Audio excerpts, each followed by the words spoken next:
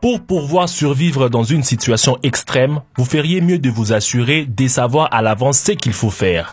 Après tout, lorsque viennent les moments cruciaux, il ne vous restera qu'une poignée de secondes pour agir. Pour aider à accroître la sensibilisation à la sécurité, une équipe de sauveteurs professionnels a présenté des instructions détaillées sur la conduite à tenir si vous êtes à bord d'une voiture qui coule rapidement. Aujourd'hui, je partage avec vous la recommandation la plus importante qui pourrait vous aider un jour à vous sauver et à sauver vos proches. Étape numéro 1. Dès que la voiture entre en contact avec l'eau, détachez votre ceinture de sécurité, baissez la vitre. Étape numéro 2. Sortez immédiatement de la voiture par la fenêtre la plus proche avant que les véhicules ne soient immergés. Les secouristes avertissent que vous n'aurez qu'une minute pour achever ces deux étapes avant que la voiture ne disparaisse sous l'eau. Ne perdez pas le temps d'essayer d'ouvrir la porte. Elle ne bougera pas en raison de la force de l'eau qui exerce une pression à partir de l'extérieur. Rappelez-vous la séquence. Détachez la ceinture de sécurité, baissez la vitre, sortir de la voiture. Et votre seule chance au salut. Une vitre manuelle vous donne le meilleur moyen d'échapper. Cependant, tout n'est pas perdu si votre voiture possède des vitres électriques. Le professionnel remarque que, selon le résultat des tests, l'électronique d'une voiture continue à fonctionner pendant au moins 10 minutes après son immersion. Si vous n'arrivez pas à baisser la vitre de votre voiture, cassez-la. N'essayez même pas de briser les pare-brises. Il est fait en verre sécurite très résistant au choc. Beaucoup de magasins en ligne proposent des outils spéciaux pour briser les vitres de voitures à des prix abordables. Une autre option est d'utiliser des objets lourds à bout pointu. Vous devrez toujours garder de tels objets à portée de main dans votre voiture. Cela pourrait être un marteau, une clé en croix, un gros tournevis. Si vous n'en avez pas, vous pouvez utiliser un appuie-tête amovible.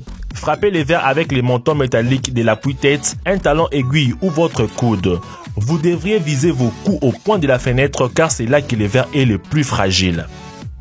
S'il y a des enfants à bord, assurez-vous de les faire sortir avant vous. Si vous voyagez avec des enfants, les secouristes recommandent la série d'actions suivantes à effectuer. Détachez votre ceinture de sécurité, baissez votre vitre latérale. Détachez d'abord la ceinture de sécurité de votre enfant plus âgé et poussez-le hors de la voiture. Puis, répétez la procédure avec le plus jeune. Enfin, quittez également la voiture. De cette façon, chacun obtient de meilleures chances de survie. Si vous n'arrivez pas à sortir par la fenêtre, attendez que l'intérieur de la voiture se remplisse d'eau, puis ouvrez la porte.